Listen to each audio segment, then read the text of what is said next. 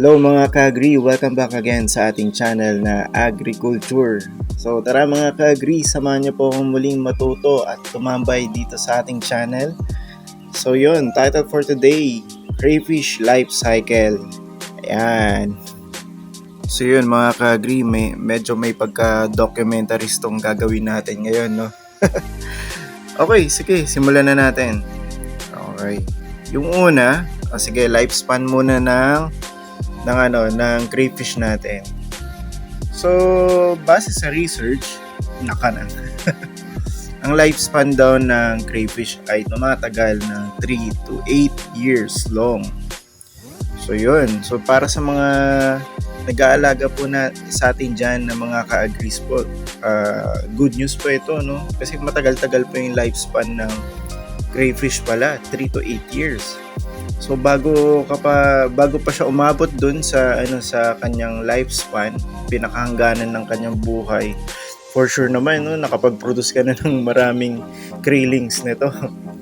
So yun, number 1 is yung lifespan nila 3 to 8 years. So matagal-tagal din, no. Okay. So ang life cycle daw ng crayfish ay dumadaan sa una, krillings. Una muna egg, tapos sunod krillings, tapos magiging juvenile and magiging adult. So pag naging adult na, magme-mate sila ng yung mga adult na crayfish, and then mag-e-end up sa egg ulit. Ayan. So let's say meron tayong dyan, alagang crayfish no, na adult na. Pag na-reach na nila yung adult stage, ito yung mga naghahanap na ng ka-partner o yung ka-mate. Ayan. So, syempre nga naman no, pag adult ka, ano bang gagawin mo, di ba? So, ito mga crayfish na adult na to, naghahanap na sila ng mga ka-mate nila, mga ka-partner. Ayan. Tapos, pag nag-mate na sila, syempre, unang-una, magpo-produce nga naman talaga ng eggs. Syempre, sa mga pilosopo dyan, mauuna, itlog o krillings.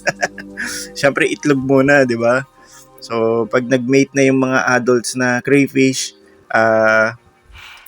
itlog. Magkakaroon sila ng itlog. Ayan.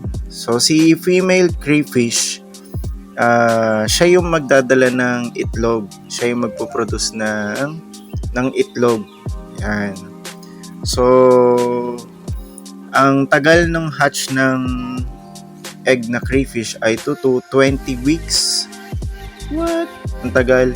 Pero, ayun. So, may dito, no? Sa last vlog ko kasi,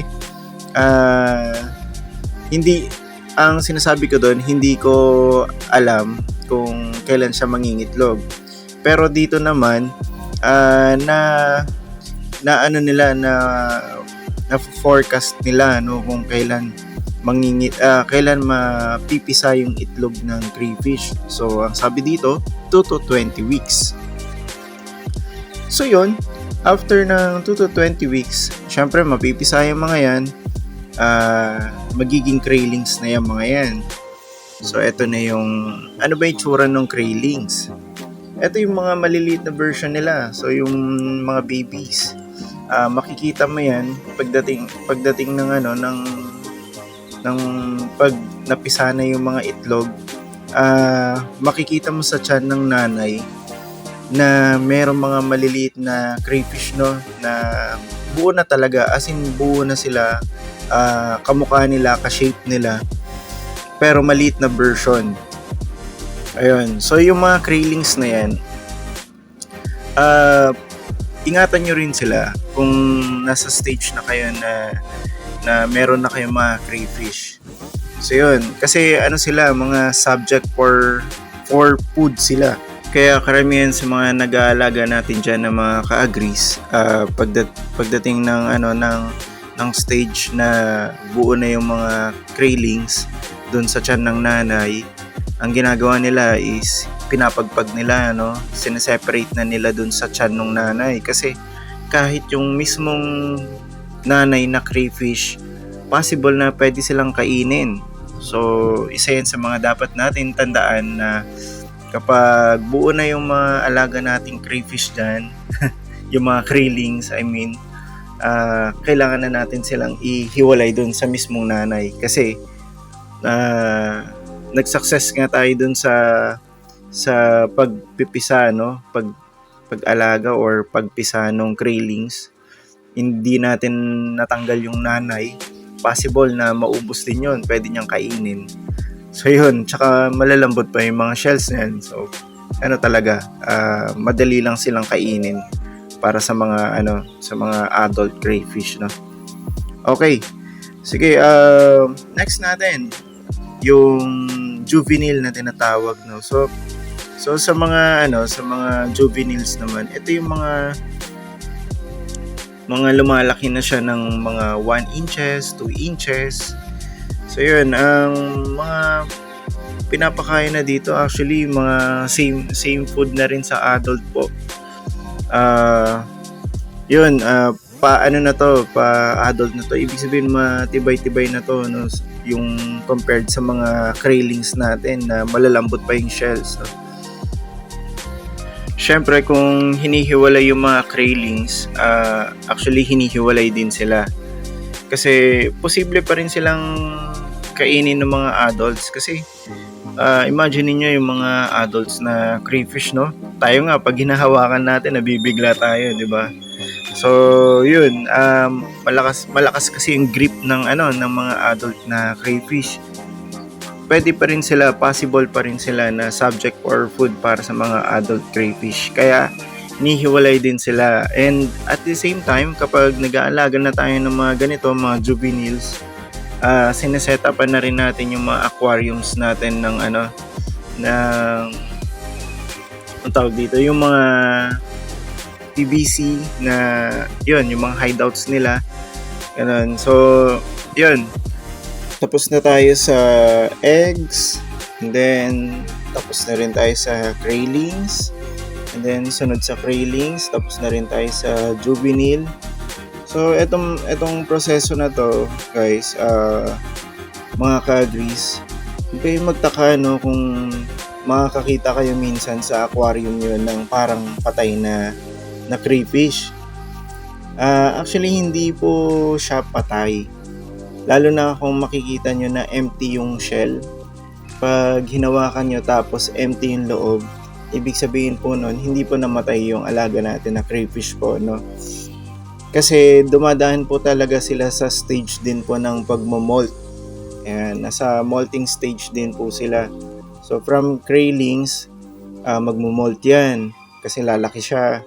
Tapos iiwan na niya yung luma niyang shell, and then magiging juvenile siya.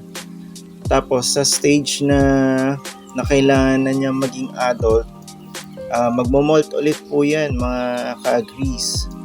Magiging adult size na po yan. So dun na ngayon papasok yung adult stage, mga ka-agrees. So sa adult stage, ito yung stage na marami tayong ine-expect, no? Kasi ito yung stage na ayan na, yung isipin na natin kailan kaya mangingitlog to, kailan kaya yung time na makikipag-mate to. So etong mga expectations natin na to, actually hindi natin alam kung kailan siya mangyayari talaga, mga ka-agrees. So yun, yung ibang mga vloggers, mga ka-agrees, swerte, no? Kasi minsan natataon, no, na bibidyohan nila na yung mga alaga nilang crayfish na bibidyohan nila na nagme-mate sila ng mga ibang lalaki na crayfish, no. So yun, pagdating ng ng adult na crayfish, naghahanap na ito ng mga kapartner nila, no, gaya nung sinabi ko nung umpisa. Talaga nila yung parte talaga ng kanilang life cycle, yon yung mating stage nila, yung mating season. Kasi parte talaga eh. Kasama talaga sa buhay. Kahit sa atin po, kasama talaga sa buhay yon. Ayun. So, kung ano ba kasi, paano makakapag-produce ng egg, di ba? So, so ayan mga ka-Grease, yung mga adult natin na crayfish diyan, ah magsisik na rin yan ng ng kanilang mate, ka-mate. Ayan, mga ka-date, ka-mate. Kayo na po bahala kung paano nyo po siya iintindihin, no? So yun, pagkatapos nun mga ka-agrees, kapag mate na yung mga alaga natin na crayfish po, no, dadaan na tayo sa pagpo-produce ng egg. Ayan, so ayan na yung pinakahihintay nating lahat mga ka-agrees. Ayan, yung egg season. So yun, kapag naging successful na yung mating ng ating mga alagang crayfish, no, syempre makakapag-produce na ng eggs yan. So yun, yung yan, kagaya ng nakikita nyo ngayon sa screen po mga ka-Grease. Ayan po yung sinasabi ko last time po sa inyo, no, na yung alaga kong crayfish ay may egg. So siya po ngayon yung model ko ngayon. Kung mapapanood nyo po sa screen po, ayan. So nagdadala po siya ngayon ng maraming itlog. So actually hindi po natin alam, no, kung ilan yung mga napoproduce nilang eggs, no, pero kung titingnan nyo sa tiyan nila, hindi natin mabibilang yan na napakarami pong itlog. Ayun, so yun nga, magpo-produce na ng egg yung yung crayfish natin. Ito na ngayon yung time na pwede natin silang i-separate dun sa iba nilang kasama, no? Kasi itong crayfish na female, kapag nag-lay na siya ng egg, poprotektahan niya yung mga yung mga itlog niya, no? Pero yung mismong kanyang sarili, no, tingin ko hindi siya ganun kalakas para protektahan yung kanyang sarili, kasi nga kung kasama nga naman siya doon sa mga ibang adult crayfish, possible din na mamatay po siya, no. So yun, para po sa mga nagtatanong na ka-agrees po natin dyan kung ano po yung dapat gawin kapag nangitlog na yung crayfish, separate nyo lang po sila mga ka-agrees sa kanilang lagayan, or kung wala pong extra aquarium, takpan nyo lang po ng yung parang plastic na may mga butas-butas po, no, tapos itaob nyo doon, tapos yun na yung magsisilbing protection niya po, no. Ayan, so umikot na yung life cycle ng crayfish natin. So una, eggs, sunod craylings, tapos juvenile, and then adult, tapos mating season, and then magpo-produce ng eggs. So doon lamang po umiikot yung life cycle ng ating mga alagang crayfish po, ng mga ka-agrees. So yun, para sa mga ka-agrees natin dyan na meron ng alagang crayfish na female na may eggs na, hayaan lang po natin sila na sila po yung magpisa ng kanilang itlog po, no, para nasa natural pa rin po sila, life cycle pa rin po sila.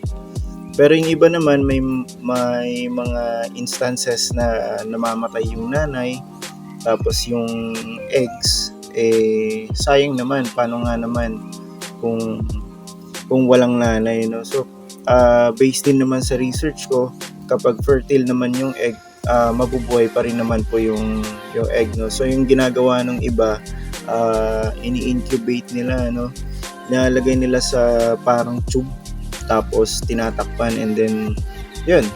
So panoorin nyo rin po yung ibang mga vlogs po. Ayan, so kanya-kanyang technique din po may mga kanya-kanyang incident din po, kaya siya dinedetach yung itlog dun sa nanay. So kung mukha namang healthy yung crayfish nyo na nagdadala ng eggs, ayun nyo lang po na dun mapisa po mga ka-agrees, kasi yun naman po yung natural way. So ayun, think that's it mga ka-agrees.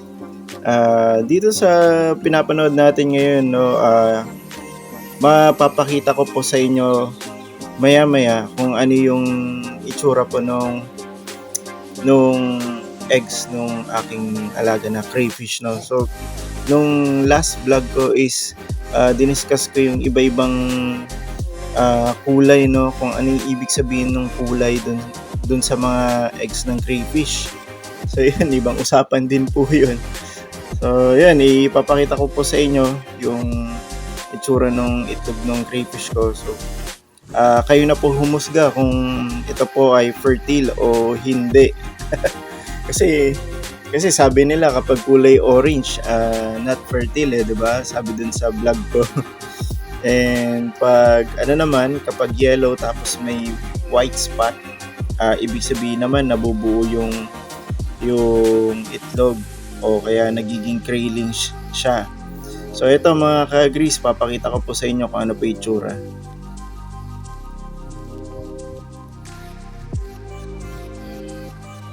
So yun, linagay ko muna siya sa maliit na aquarium mga ka-grease. Ayan. So ano po sa tingin nyo mga ka-grease? Kulay orange ba siya? Kulay brown ba? Going into brown ba siya? Or going into yellow? So iba-iba po no? I think may nagtanong sa akin si Sir Jerry. Iba-iba rin yung kulay ng itlog niya. So ito po Sir Jerry, yung sa akin po, no? Iba-iba yung kulay din ng itlog ng crayfish ko po. May puti, may hindi ko alam kung white spot na po yan eh. So yun lamang po mga ka-grease, kita-kits po next time. Thank you po, bye-bye po, and God bless po sa ating lahat po. Ingat po sa inyo, ingat po sa ating lahat. Bye-bye po, thank you.